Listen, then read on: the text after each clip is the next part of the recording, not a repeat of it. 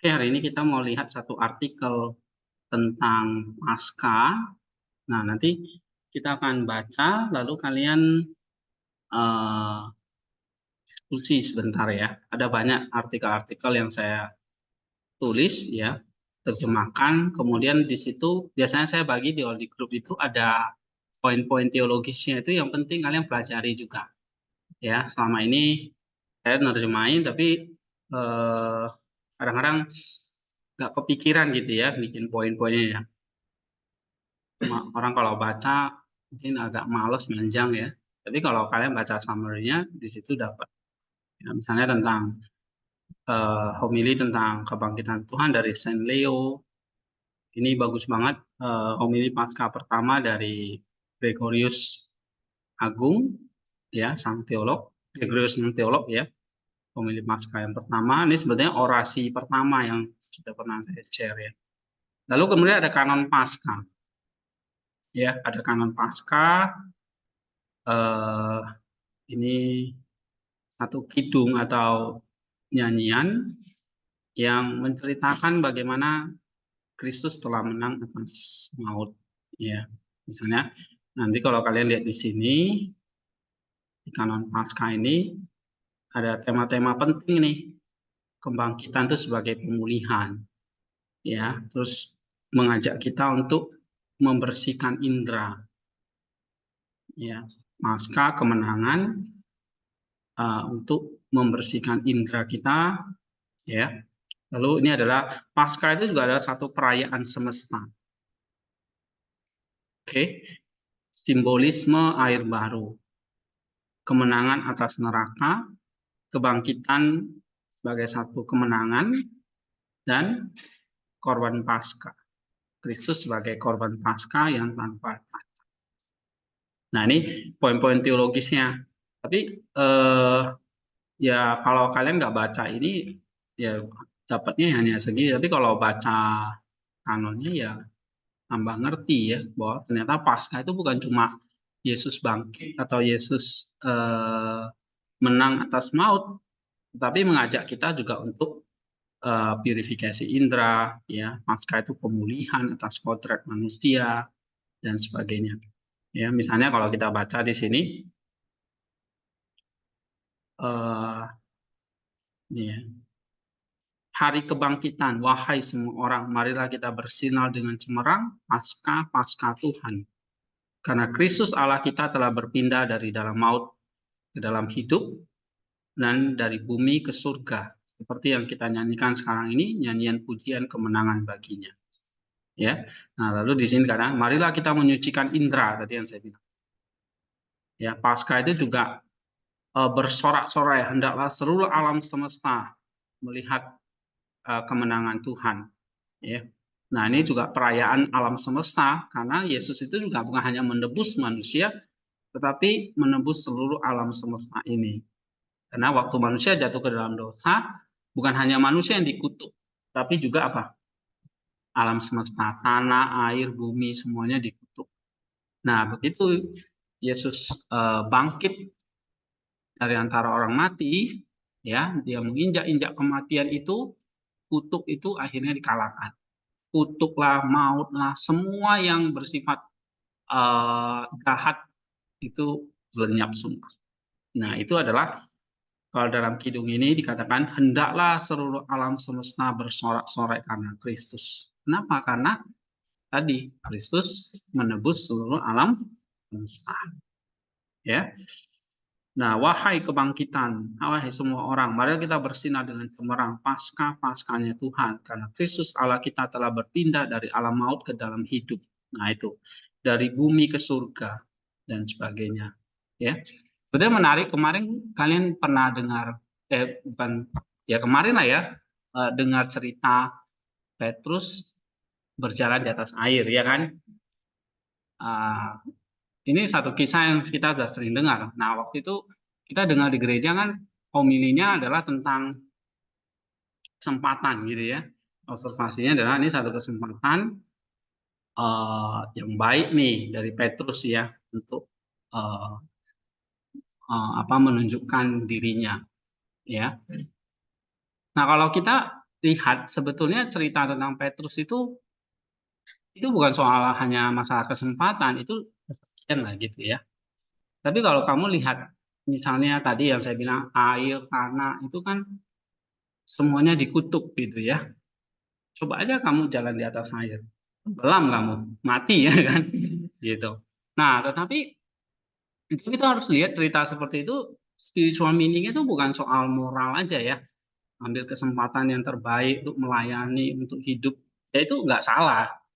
Application itu yang kalau kita mau yang sering saya jelaskan, itu masalah aplikasi, masalah obedience gitu loh.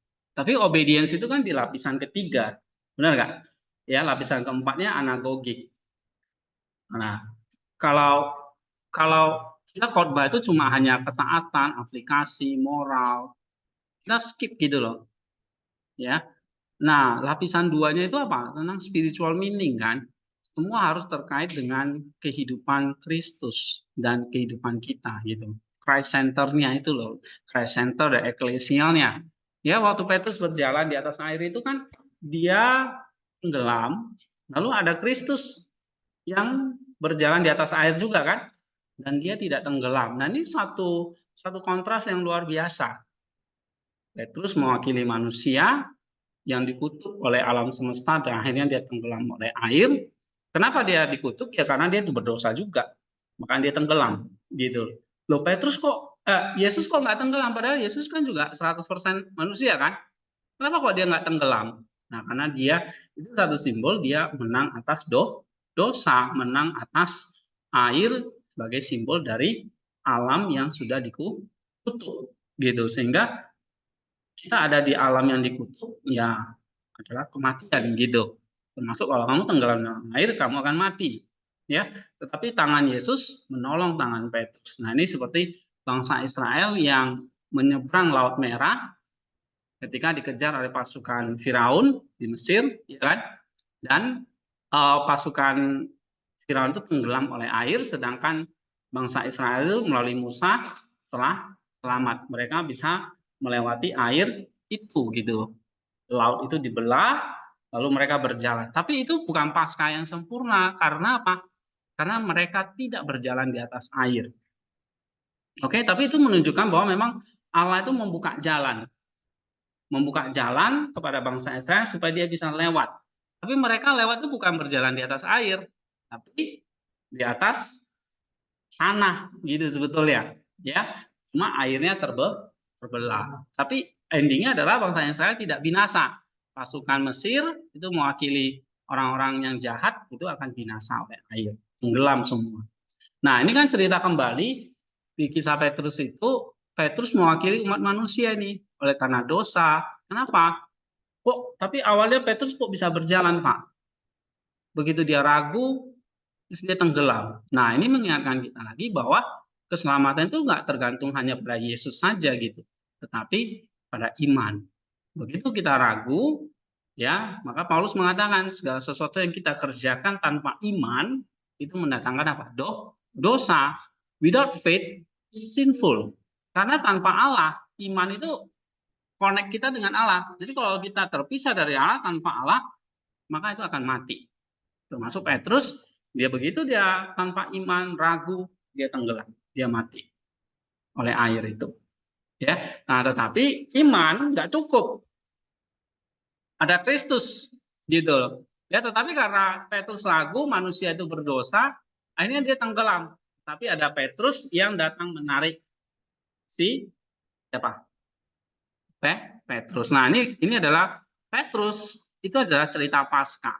Cerita Paskah. Nah, itu seperti ini, gambarnya itu seperti ini. Mana ya? Oke, saya buka satu ikonnya. Nah, ini ikonnya itu seperti ikon Paskah, pernah lihat kan?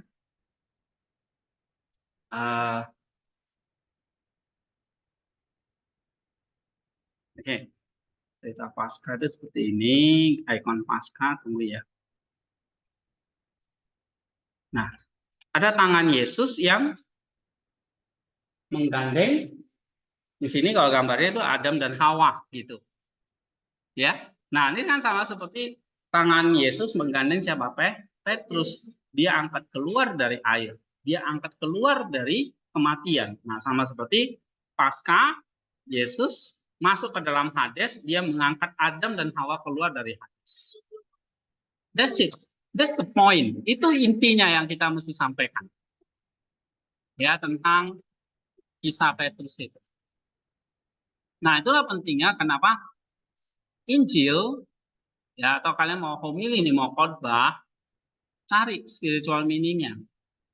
Jangan sampai pesan Injil itu, pesan intinya itu malah nggak ketemu. Malah kita sampai ini yang lain-lain gitu. Ya, jadi saya ingat cerita Petrus. Saya tunggu what is the main message, oh ternyata memang itu. Ya, tapi kita nggak bisa ini ya, maksudnya itu karena metodenya beda. Ya, metode hermeneutiknya beda. Nah, tetapi saya mengajak kalian kalau kalian cerita tentang Petrus, tentang Yesus menyembuhkan orang buta dan sebagainya, apapun itu related to the Paskah. Kaitkan dengan Paskah, kaitkan dengan Kristus. Paskah itu artinya apa sih? Kematian, kebangkitan. Ya, kekalahan atas maut, kemenangan atas maut. Nah, itu core message Injilnya, seperti yang Paulus beritakan, kalau kita beriman, oke, beragama kan berarti beriman ya. Tetapi tanpa Kristus yang bangkit, sia-sia iman kita. Nah, jadi kalau kalian khotbah, itu yang mesti disampaikan. Nah, baru nanti kalian bisa tarik aplikasinya yang lain. Kalau gitu, misalnya kalau Kristus sudah menang atas Paskah, atas kebangkitan, kita dikeluarkan dari air, jadi apa respon kita? Nah, respon kita apa? Ya, kamu bisa tarik berbagai macam aplikasi, ya, tarik berbagai macam aplikasi. Misalnya, tadi saya katakan Kristus yang bangkit itu satu perayaan semesta. Kristus yang bangkit itu apa? Kristus yang apalagi tadi ya? Mana ini?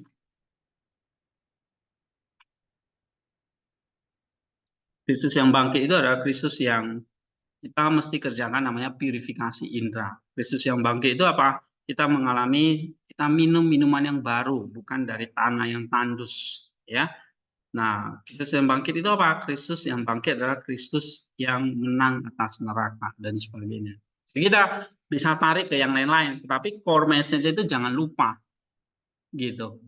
Ya, setiap cerita Injil selalu related to Christ, pada Kristus. Kristus siapa? Kristus yang menang atas maut. Karena itu the core message, Kristus yang bangkit, Kristus yang bangkit.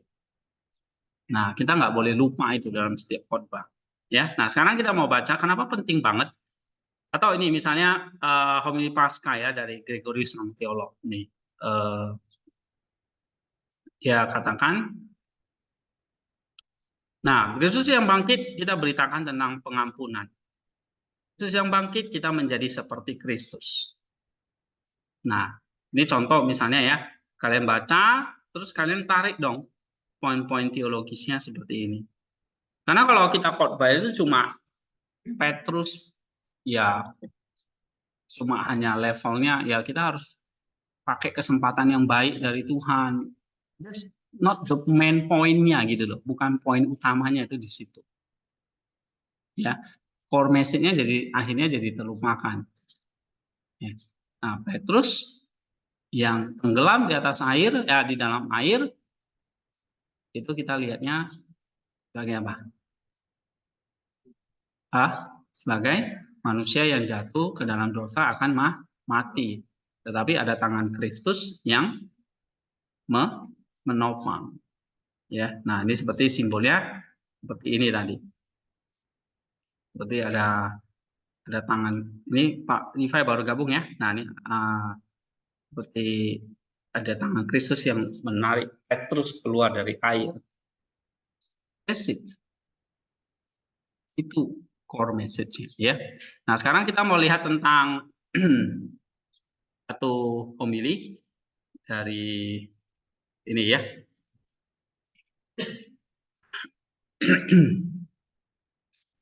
Apa artinya Paskah buat kita? Manusia, coba baca dulu. Manusia menjatuhkan hukuman mati kepada Allah dengan kebangkitannya.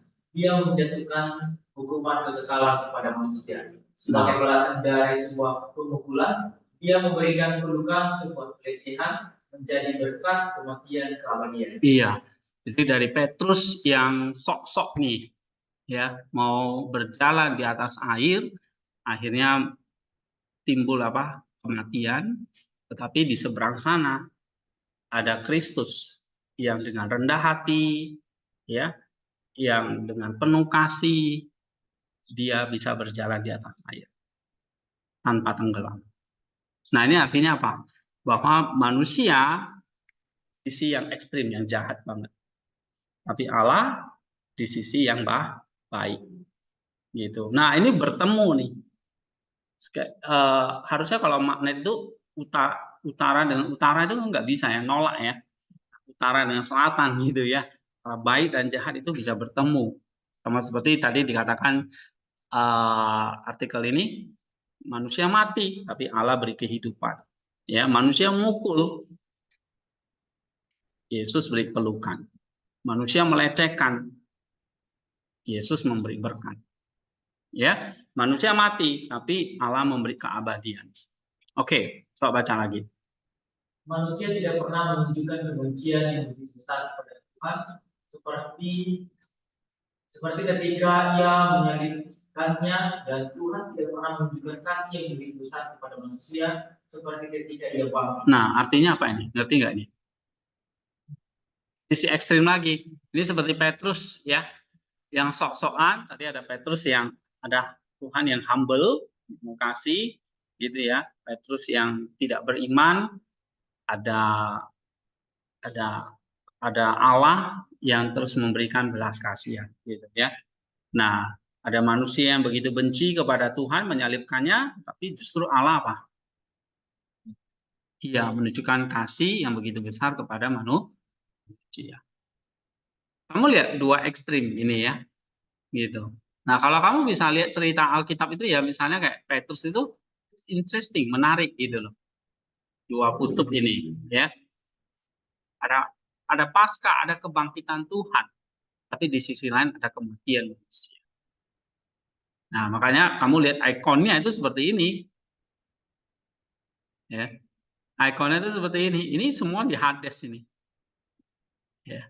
Ini fotonya kurang ekstrim ya. Ada yang lebih gelap lagi, ya. Ini orang-orang, ini kan di bawahnya ada kuburan nih sebetulnya. Ya. Nah, Kristus menginjak-injak maut dengan kematiannya. Ya, ada satu nggak salah nyanyian Pasca, pernah nggak saya putarin lagunya ya? Pernah dengar nggak? Christos Anesti. Pernah ya. Nah, kalau kita baca kanon Paskanya itu seperti ini bunyinya. Kristus telah bangkit dari antara orang mati. Dengan kematian ia menginjak-injak maut, dan kepada mereka yang ada di dalam kubur ia telah mengaruniakan hidup. Nah, itu gambar dari ikon tadi ya. Oke, coba baca lagi.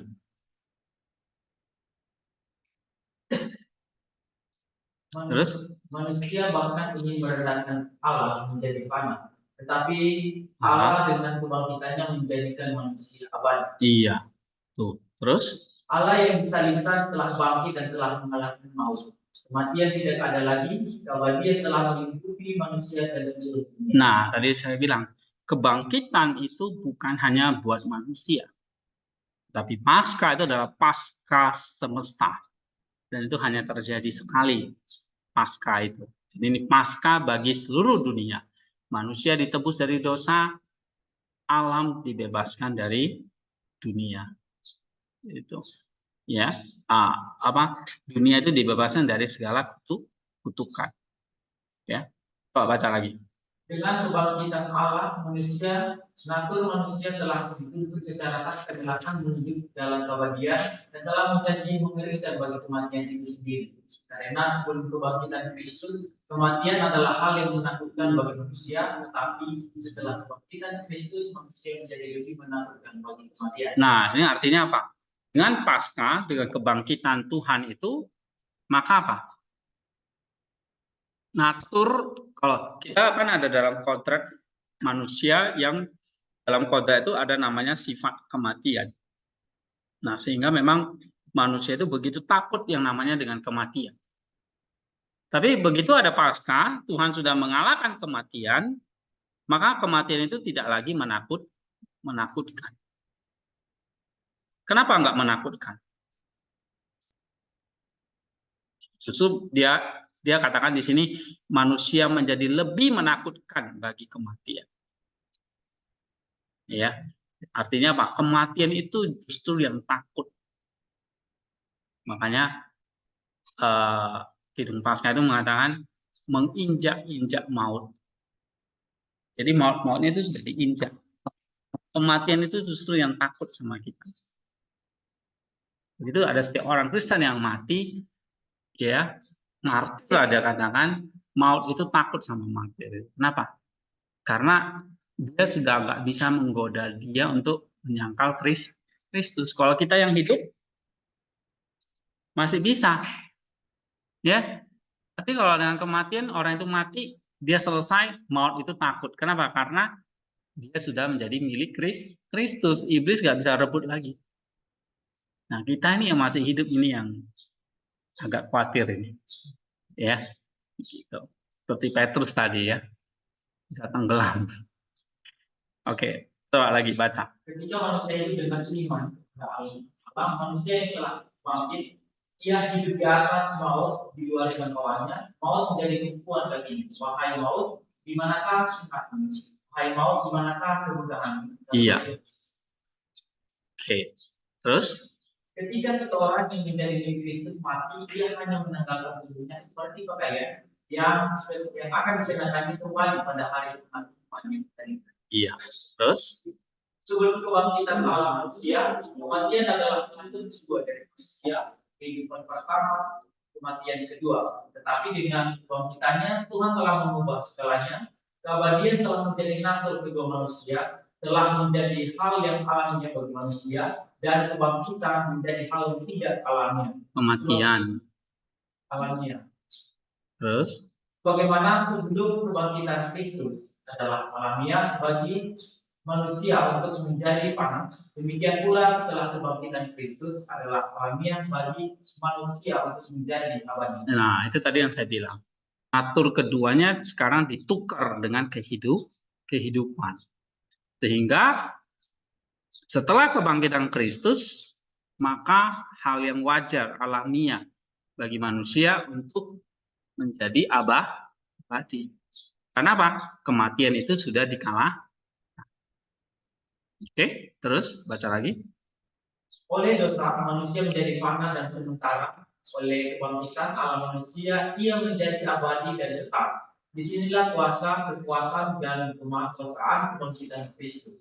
Tanpa hal itu, tidak akan ada kekristenan. Dari semua mukjizat, inilah mukjizat yang terbesar. Semua mukjizat yang lain bersumber dan mengarah kepadanya. Dari mukjizat ini bertumbuhlah iman, kasih, pengharapan, doa, dan kasih kepada Allah. Lihatlah murid-murid yang melarikan diri, yang telah melarikan diri dari Yesus ketika dia mati, kembali kepadanya karena dia telah bangkit.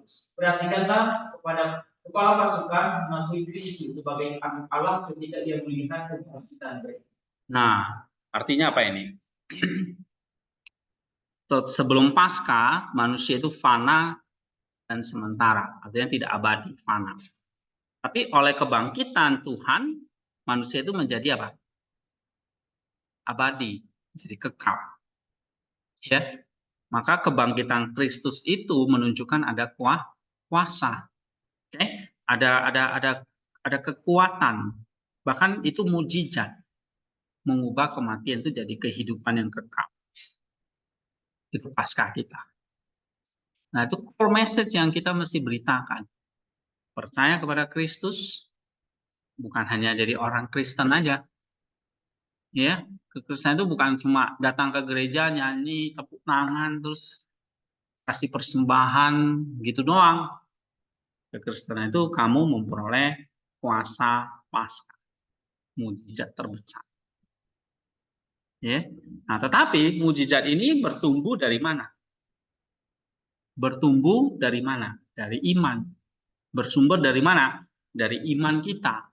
Bersumber dari mana? Dari kasih Allah. Bersumber dari mana? Doa-doa kita, pengharapan kita. Kan gitu. Ya. Sehingga mengalami Paskah, kamu akan mengalami seperti ini. Lihat, murid-murid melarikan diri. Tetapi ketika Tuhan bangkit, murid-murid rela mati buat Tuhannya. Kan gitu. Ya, nah Paskah kita juga harusnya seperti itu. Ya, murid-murid melarikan diri, tetapi kembali kepadanya karena dia bangkit. Nah, sama seperti kita. Dulu kita nggak mengenal Kristus, kita lari dari Tuhan. Tapi setelah mengenal Kristus, kita kembali kepada Kristus. Ya. Atau perhatikan kepala pasukan. Nah ini orang non-Yahudi, ya kan, orang Romawi. Dia juga mengakui Kristus sebagai anak Allah. Oke, coba baca lagi. Perhatikanlah semua orang Kristen pertama menjadi Kristen karena Tuhan Yesus telah bangkit, karena mau telah dikalahkan. Inilah yang tidak dimiliki oleh iman lain. Inilah yang mengangkat Tuhan Kristus dari semua Allah dan manusia. Inilah yang dengan cara yang tidak diragukan lagi menunjukkan dan mendemonstrasikan bahwa Yesus Kristus adalah satu-satunya Allah yang sejati dan Tuhan di seluruh dunia. Nah, ini artinya apa?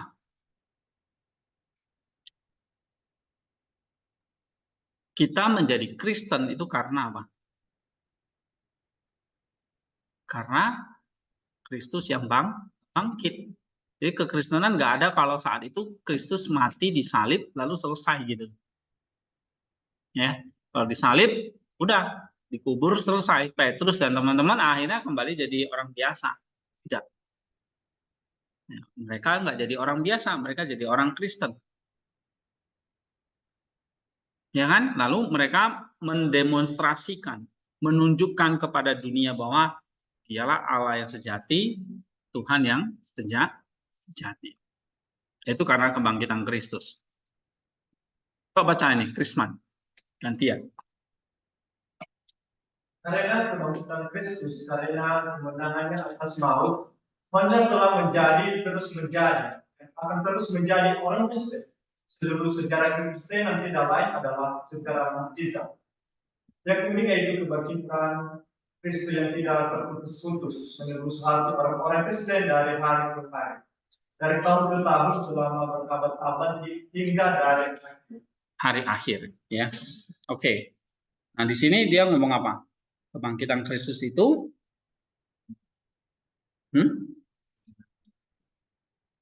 membuat kita apa?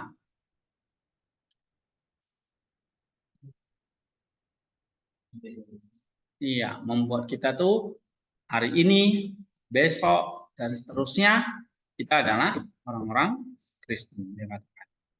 Ya, kekristenan, sejarah kekristenan itu dikatakan apa? Satu mujizat unik yang nggak pernah ada di manapun. Di agama manapun tuh nggak ada iman kita, yaitu kebangkitan Kristus itu. Yahudi jelas nolak, Islam jelas nolak, Buddha tidak percaya adanya kebangkitan tubuh. Ya, Buddhisme itu percaya adanya reinkarnasi. Tubuh itu kembali jadi tanah, tapi jiwanya bereinkarnasi masuk ke tubuh yang lain.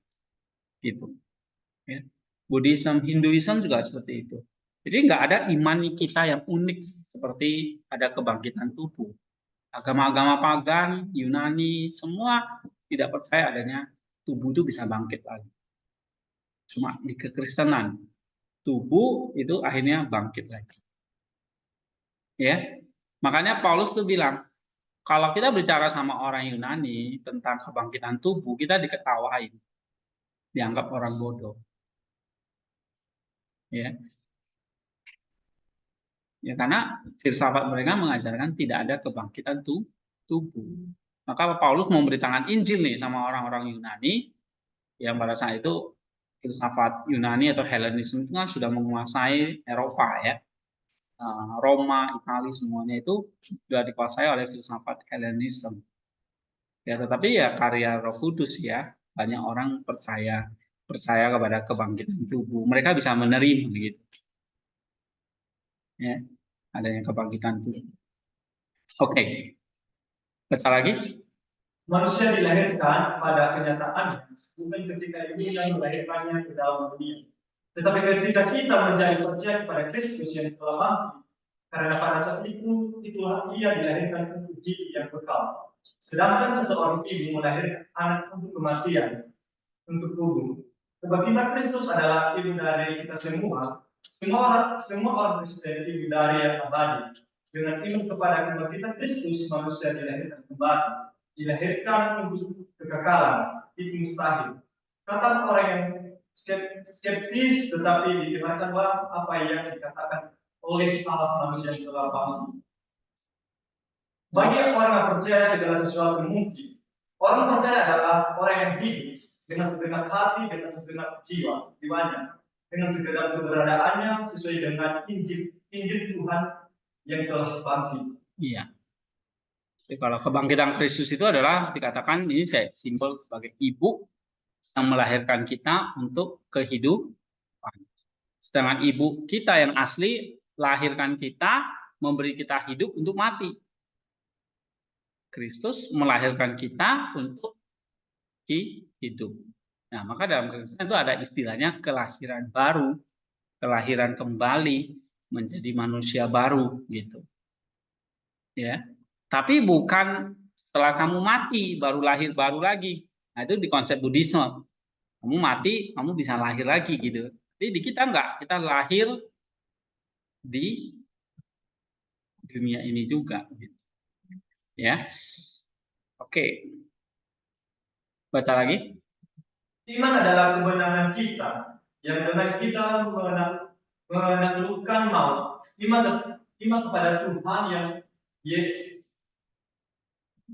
Yesus yang telah bangkit maut, di manakah sangatmu? Sangatmu adalah dosa. Tuhan telah menyebabkan sangat maut. Maut adalah seekor ular. Dosa adalah taringnya. Dengan dosa maut menaruh racunnya ke dalam jiwa dan tubuh manusia. Semakin banyak dosa yang dimiliki manusia, semakin banyak kejutan yang melaluinya maut menaruh racunnya di dalam dirinya. Oke, terus? Ketika seekor tawon menyengat manusia, ia menggunakan seluruh kekuatannya untuk mengembangkan sangatnya. Tetapi ketika dosa melukainya, sangat maut ini apa yang harus dilakukan? Seseorang harus berseru kepada Tuhan Yesus yang telah bangkit di dalam iman dan doa, agar dia dapat menghilangkan sangat maut dari jiwa. Dia dalam kasih setianya yang besar akan melakukan hal ini karena dia dipenuhi dengan belas kasihan dan kasih. Ketika banyak tahun menyerang tubuh seseorang dan melukainya dengan banyak sangatan, orang itu akan keracunan dan mati. Hal yang sama terjadi pada jiwa manusia ketika banyak dosa melukainya dengan sangatannya. Jiwa itu diracuni dan mati tanpa kebangkitan. Iya, ini ngerti nggak maksudnya? Ada ayat yang mengatakan Tuhan hai maut, di mana sengatmu, ya? Hai maut, di mana sengatmu? Tuhan yang bangkit itu. Di mana sengatmu? Sengat maut itu adalah dosa. Ya, kalau contoh diumpamakan maut itu seperti seekor ular, lalu ular itu maut, lalu taring dari ular itu dosa. Ya kan? Begitu ular gigit kamu dengan taringnya itu, maka dia dengan dosa itu taringnya tadi dia menancapkan racun. Ya. Sengat itu apa sih? Racun. Kayak kamu disengat tawon, ya, itu artinya apa? Kamu kena racun. Nah, racun itu akan masuk ke dalam jiwa, akan masuk ke dalam tubuh kita, dan disitulah kita akan mati. Gitu. Jadi sengat maut itu adalah dosa, lalu dosa itu mendatangkan kematian. Karena sengat itu adalah racun yang mematikan tubuh dan jiwa kita. Nah, Kristus di sini dikatakan kalau kita berseru kepada Tuhan yang telah bangkit di dalam iman doa, maka dia bisa menghilangkan apa? Racun itu, sengat maut itu dari dalam jiwa kita. Kenapa? Karena dia apa?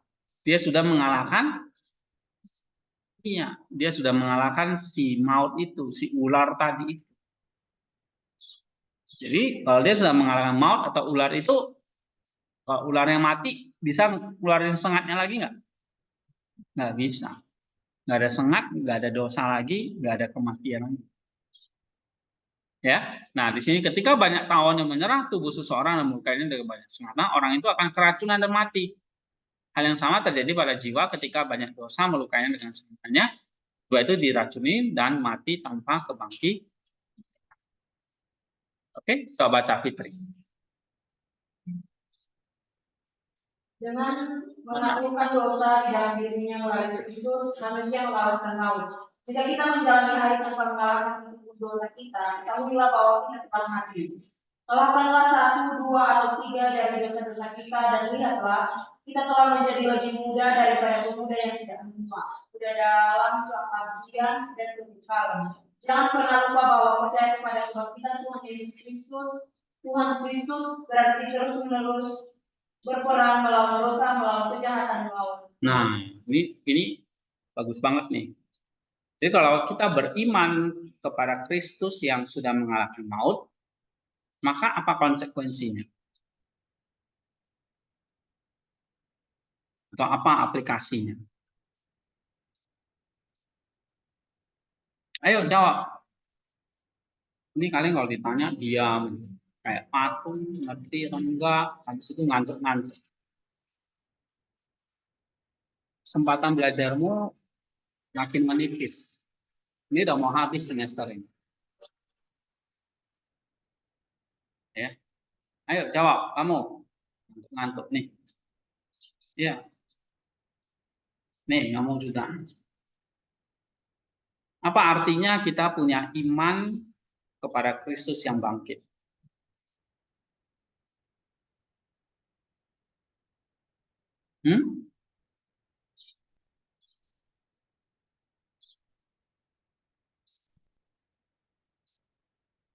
Berarti kalau Kristus mengalahkan maut, kita bisa nggak mengalahkan maut? Harus bisa. Ya Pak, mau bicara?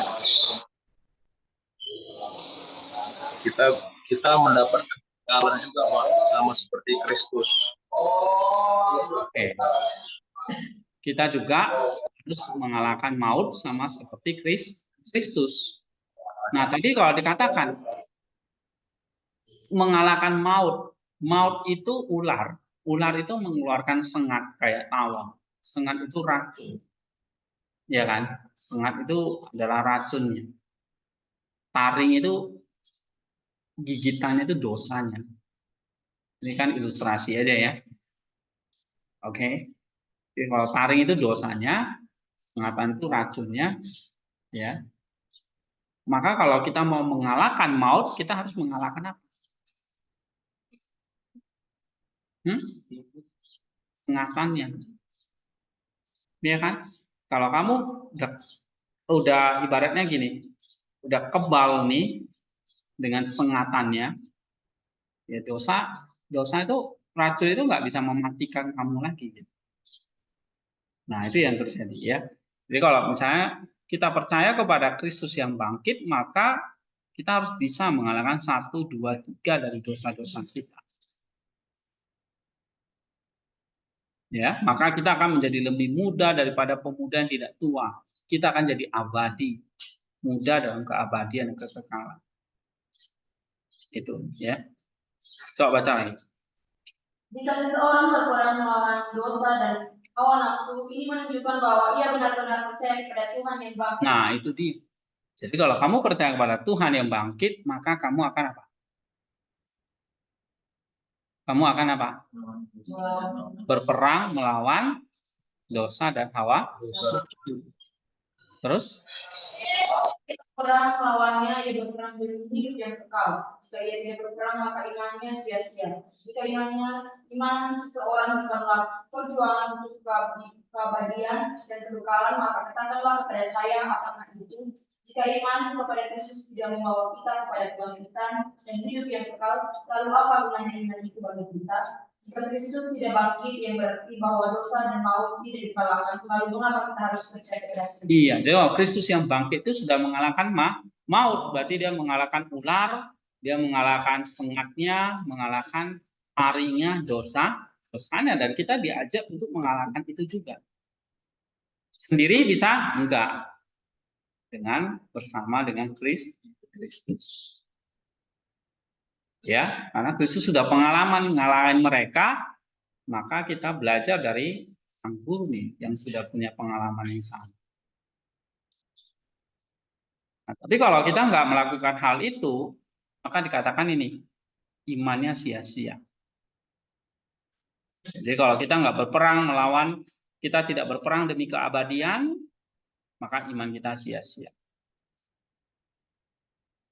Ya, makanya hidup yang kita dikasih ini, yang dikasih Tuhan ini bukan untuk ini doang gitu, bukan hanya di sini doang, tapi untuk keabadian. Nah, berjuanglah untuk keabadian itu. Terus? Bagi orang yang dengan imannya kepada Tuhan yang bangkit berkurang melawan setiap dosa-dosanya, secara bertahap akan ditegaskan di dalam dirinya perasaan bahwa Kristus benar-benar telah bangkit, benar-benar telah mengalahkan sengat dosa, benar-benar telah mengalahkan maut di semua medan pertempuran. Dosa secara bertahap mengurangi jiwa dalam diri manusia, mendorongnya ke dalam kematian, mengubahnya dari keabadian menjadi kepunahan, dari ketidakbersalahan menjadi kebinasaan. Semakin banyak dosa, semakin kurang manusia. Jika manusia tidak merasakan keabadian dalam dirinya sendiri, ketahuilah bahwa ia berada dalam dosa, dalam pikiran-pikiran yang jahat, dalam perasaan-perasaan yang lesu. Kekristenan adalah sebuah seruan, berjuanglah melawan maut sampai nafas terakhir, berjuanglah sampai kemenangan terakhir tercapai. Setiap dosa adalah desersi, setiap hasrat adalah kemunduran, setiap kejahatan adalah kekalahan. Iya. Jadi kita di sini diajak untuk apa? Iman kepada Tuhan yang bangkit, berperang melawan setiap dosa. Jadi kalau kita semakin giat dalam dosa, ya kita akan menuju kepada kekalahan. Gitu. Nah, sekarang tugasnya ada sama kita. Kristus sudah mengalahkan maut, sekarang tugasnya sama kita, mengalahkan maut juga. Ya. Terus, baca lagi. Tidak heran jika orang Kristen juga mati secara jasmani. Hal ini karena kematian tubuh adalah penakut. Tubuh yang pernah ditabur karena Rasul Paulus dan tubuh itu berbumbu dan dibangkitkan dalam tubuh yang tidak panah. Tubuh yang panah ini akan hancur seperti ini yang ditaburkan, sehingga Roh Kudus dapat menghidupkan dan menyempurnakannya. Jika Tuhan Kristus tidak dibangkitkan dalam tubuh, apa gunanya baginya? Ia tidak akan menyelamatkan seluruh manusia. Jika tubuhnya tidak bangkit, lalu untuk apa ia berinkarnasi? Iya, lalu di sini, tapi ada kematian. Nah, kematian itu kita lihat bukanlah kematian jiwa lagi, tapi kematian tubuh. Iya, orang yang sudah mengalahkan dosa ya, misalnya itu orang-orang kudus, orang-orang suci, Pak. Tapi katanya dia udah mengalahkan maut. Loh kok dia mati juga? Kenapa kok dia mati juga? Harusnya kan dia hidup kekal gitu. Ya. Nah, walaupun dia punya iman yang hebat, bisa mengalahkan dosa, menjadi orang yang suci, dia tetap mengalami namanya kematian tubuh. Nah, tubuhnya yang mati, bukan jiwanya. Jiwanya sudah mengalahkan maut, sudah menang. Sekarang gilirannya tubuh yang harus mati supaya menang. Jadi kalau kamu lahir baru, pertama ini apa? Jiwa mati. Terus percaya kepada Kristus kan? Baptis. Jiwa hidup. Hidup ini apa? Hidup kekal. Apa? Lagi. Tubuh hidup di sini.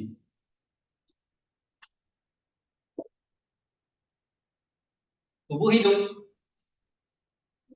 Oke? Nah, ini akan mengalami apa namanya? Mati di sini. Kematian tubuh. Ya. Tetapi karena jiwanya hidupnya sudah abadi, maka mungkin nggak tubuhnya itu binasa? Enggak, karena tubuh dan jiwa itu kan satu pasang. Nggak bisa jiwa abadi, tubuh mati. Nggak bisa nyatu.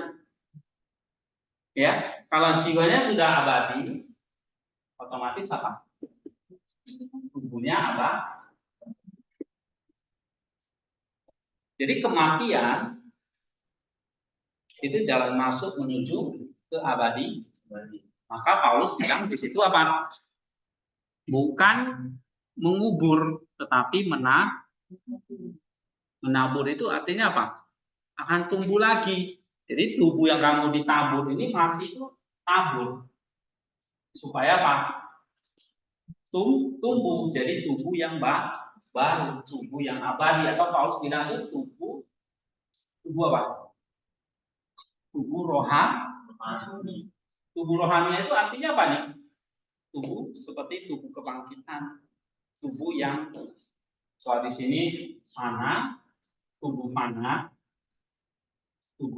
ya. Ini baca 1 Korintus 15 ya. Tubuh fana, atau ada yang bawa Alkitab? Nah, pinjam dong. Oke. 1 Korintus 15. Korintus 15. Kita baca kebangkitan tubuh ayat yang ke 50 berapa ini?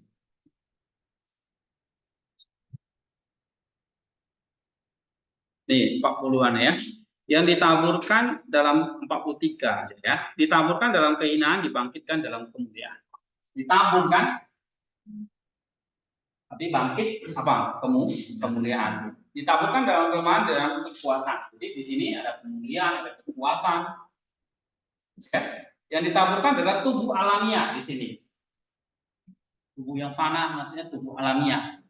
Ayat 44. Yang dibangkitkan adalah tubuh rohani. Tapi untuk mengalami kebangkitan di sini ya tubuh mati dulu. Sama seperti biji gandum, dia nggak akan menjadi gandum kalau dia bijinya nggak mati dulu. Ya. Yang ditaburkan adalah tubuh alamiah, dibangkitkan adalah tubuh rohania. Istilahnya tubuh rohania. Tubuh, tetapi yang sudah bersifat rohani. Tubuh bukan alamiah lagi, tetapi tubuh yang abadi. Ya, jika ada tubuh alamiah di sini, maka ada tubuh rohani. Ya, seperti ada tertulis, manusia pertama Adam adalah makhluk yang hidup, tetapi Adam yang akhir menjadi roh yang menghidupkan. Jadi ada Adam tubuh yang alamiah, ada Adam kedua yang memakai tubuh rohani. Jadi tubuh rohania kita itu belum ada semua. Baik Adam sampai kita ini belum ada yang namanya tubuh rohani. Karena belum ada kebangkitan. Ya. Tetapi sudah ada belum yang jiwa yang kekal, jiwa yang sudah menang di atas di Firdaus sana. Sudah ada. Ini nanti tinggal tunggu tubuh rohanianya menyatu. Nah, itulah sebabnya kenapa ada kematian. Karena kita menunggu tubuh rohani. Ya, nah kematian itu bukan lagi sebagai penguburan, tetapi sebagai penaburan. Sehingga ini menjadi semacam transisi ya, peralihan untuk memperoleh tubuh rohani. Ya. Paham nggak ini? Nah, tubuh yang fana ini akan hancur. Seperti benih yang ditaburkan, tapi Roh Kudus apa? Menghidupkan dan menyempurnakan lagi. Ya, jadi walaupun tubuh ini hancur, ibaratnya udah jadi atom, ya, tetapi akan dibangkitkan. Itulah kebangkitan tubuh. Kalau nggak ada kebangkitan tubuh, maka di sini dikatakan apa? Untuk apa Kristus mati dan Kristus bangkit? Untuk apa dia berinkarnasi dan sebagainya? Justru ini supaya Kristus bisa memberikan tubuh rohaninya. Seandainya ini, misalnya Kristus tidak mati dan tidak bangkit, Kristus punya nggak tubuh rohaninya? Nggak punya. Ya, dan dia nggak bisa berikan itu kepada kita karena dia nggak punya. Kalau nggak punya, dia mau kasih apa? Gitu. Ya, ya Pak Rifai ada tanya. Iya Pak, saya mau bertanya. Ketika Yesus bangkit itu kan, ketika Yesus bangkit, apakah yang bangkit itu tubuhnya dengan kemuliaan, sementara kita melihat dia menunjukkan kepada Thomas bekas luka di tangan. Apakah kita nanti di akhir zaman seperti itu Pak? Apa bekas luka atau apa masih ada? Ya, kalau kita lihat di dalam Injil nggak dicatat gimana ya. Memang masih ada bekas paku dan sebagainya, ya karena masih tubuh ya. Jadi nggak dikatakan roh gitu. Tubuh ya masih tubuh yang seperti kita ini gitu. Jadi yang perempuan akan tetap menjadi perempuan, laki-laki tetap menjadi laki-laki sesuai dengan tubuhnya masing-masing. Ya. Kalau yang gemuk, apakah berubah jadi kurus, terus berubah jadi gemuk? Yang cacat, apakah disempurnakan? Misalnya yang buta itu masa tubuhnya buta gitu ya? Nah, Paulus cuma mengatakan apa yang tidak pernah kamu lihat, yang kamu dengar, yang kamu rasakan itu yang tidak jauh dari apa yang kita bayangkan gitu intinya. Jadi saya pikir kita akan tetap memakai tubuh, tetapi bukan tubuh alamiah lagi, ya, tubuh yang sifatnya rohania. Seperti apa kita nggak tahu juga, ya, karena mungkin saya nggak tahu ya, tapi saya nggak tahu kalau Bapak Gereja itu menjelaskannya gimana. Tapi yang jelas kalau catatan Injil Pak, ya masih ada bekas lukanya, bekas itu. Apakah nanti itu bisa menghilang? Kan mungkin bisa aja Yesus mau nunjukkan ya, gitu ya. Apakah sekarang misalnya tubuh Kristus itu masih ada luka bekas pakunya? Maybe yes, maybe no, nggak ada yang tahu. Gitu. Karena Paulus mengatakan di dunia saya kita nggak bisa menebak-nebak gitu ya. Bahkan Rasul pun juga bilang dia juga nggak bisa menjelaskan itu. Ya, dia cuma mengatakan akan melebihi dari apa yang kita bisa bayangkan gitu. Ya, bisa saja memang tubuhnya masih luka, bisa saja mungkin sudah enggak Pak. Karena untuk apa lagi dia nggak perlu tunjukkan ke siapa-siapa lagi gitu. Ya, oke. Tapi yang jelas kita memakai tubuh, ya, tubuh yang sempurna nanti. Oke, coba baca lagi. Mengapa ia mengambil rupa sebagai manusia jika ia tidak memberikan apapun dari keilahiannya?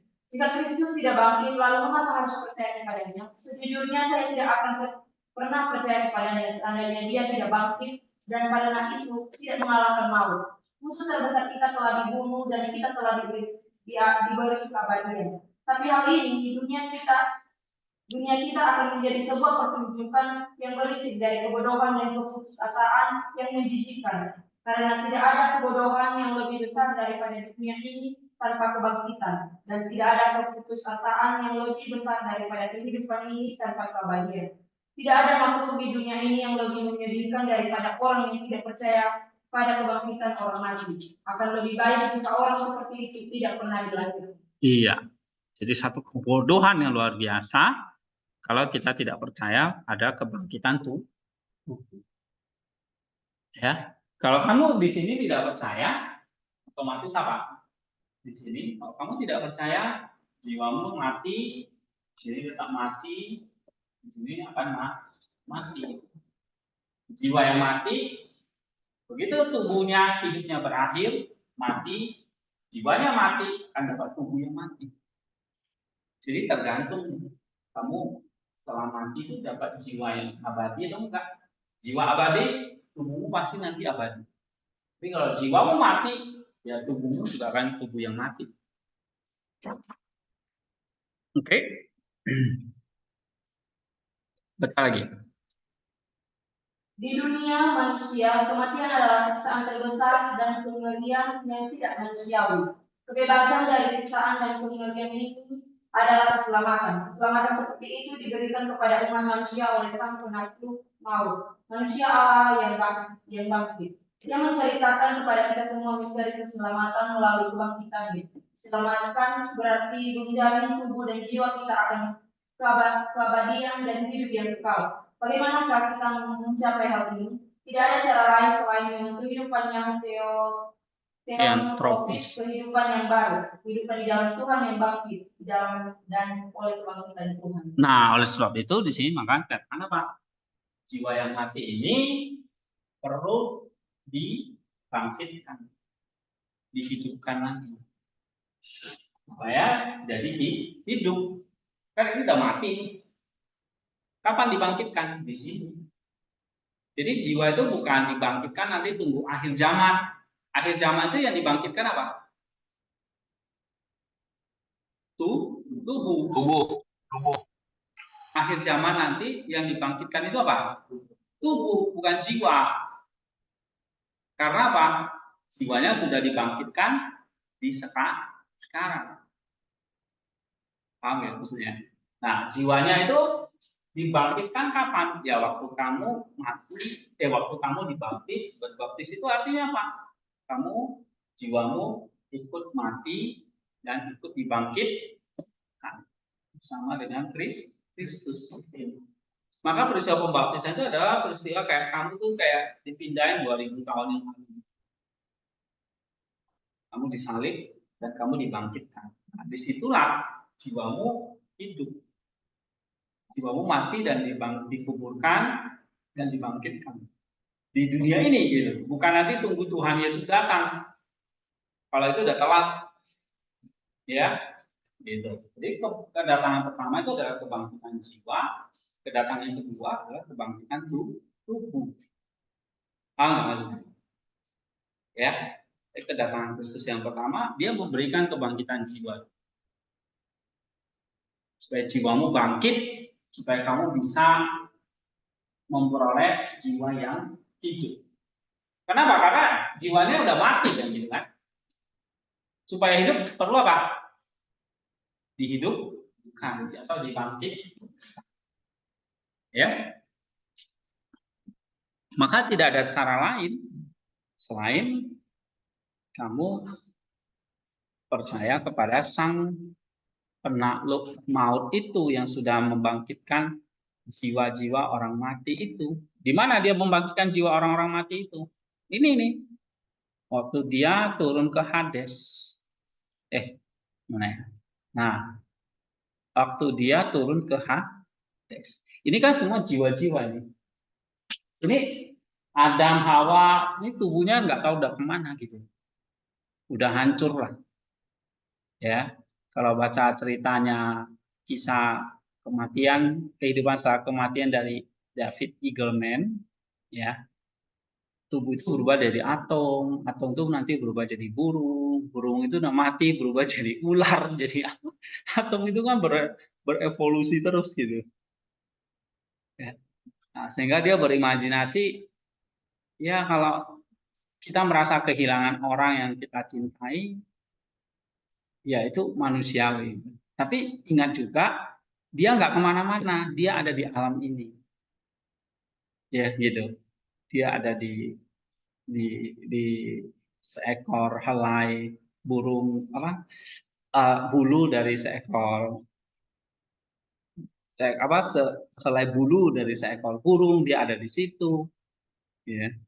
Atau dia ada di sebuah daun gitu, karena turunnya jadi atom kan. Nah, atom itu diserap oleh tanaman, tanaman itu dimakan oleh burung, burung itu dimakan oleh ular, ular itu dimakan oleh siapa lagi?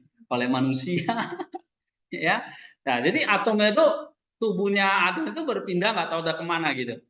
Jadi, nah itu cerita tentang tubuh gitu ya. Sehingga ini kan orang yang nggak percaya adanya kebangkit. Ini David Gilman dia nggak percaya ada kebangkitan tubuh karena dia percaya ya hidup mati ya sudah gitu selesai gitu. Tapi manusia kembali jadi alam gitu. Karena dia nggak percaya ada Tuhan gitu. Ya, tapi kita nggak percaya itu, kita nggak percaya bahwa tubuh itu mati selesai sudah itu habis gitu. Enggak, ada jiwanya di sini nih. Nah, Yesus membangkitkan jiwanya waktu dia datang. Ya, nah begitu juga dengan jiwa kita itu harus dibangkitkan dulu. Lalu nanti menunggu pasangan dari jiwa itu apa? Tubuh kita. Nah, maka ada kedatangan kedua yaitu kebangkitan tubuh. Gitu ya. Coba baca lagi.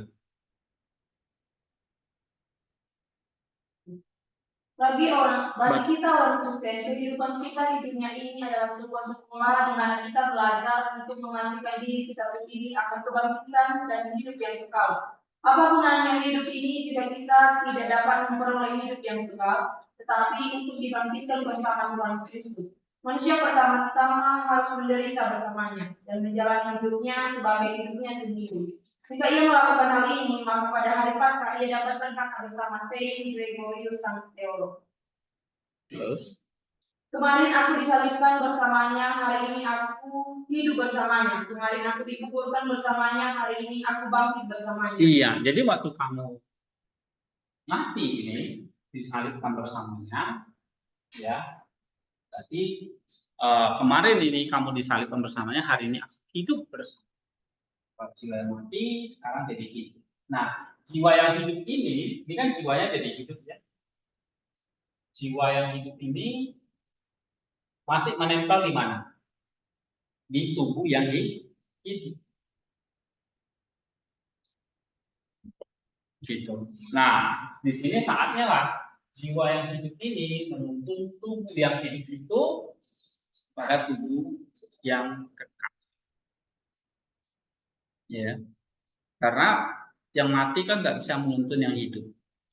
Harus jiwanya dibangkitkan dulu baru bisa menuntun yang hidup. Ya, kalau kita dibangkitkan, disalibkan, ya hari ini kita hidup. Dikuburkan, hari ini kita bangkit. Terus baca lagi. Keempat Injil Kristus dapat dirangkum hanya dalam 4 kata. Kata-kata itu adalah Kristus telah bangkit, sungguh dia telah bangkit. Di dalam setiap kata ini terdapat sebuah Injil dan di dalam keempat Injil terdapat semua makna dari seluruh dunia Allah yang kelihatan dan yang tidak kelihatan. Ketika semua pengetahuan dan semua pikiran manusia terkonsentrasi dalam seruan salam Paskah, Kristus bangkit, maka sukacita abadi meliputi semua makhluk dalam sukacita merespon sungguh dia telah bangkit. Ya, Kristus telah bangkit, maka sukacita kita akan mengatakan sungguh dia telah bangkit. Ya. Nah, ini inti dari keempat Injil. Jadi Injil dicatat apa? Kita memberitakan Injil nih. Jangan lupa. Injil itu dicatat, Injil itu ada, kitab suci ada itu. Nah, ini bisa dirangkum dengan berapa kata nih? Kristus telah bangkit, sungguh dia telah berapa kata? 1, 2, 3, 4, 5, 6, 7 kata ini. Kristus telah bangkit. Sungguh dia telah bangkit. Ya, nah kita nggak boleh lupa pesan Injil ini.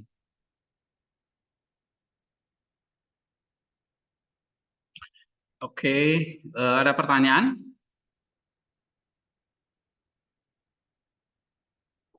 Kalau nggak ada kita break dulu ya. Nanti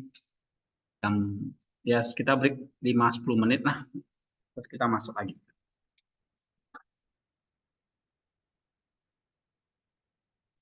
Kita break dulu Pak ya.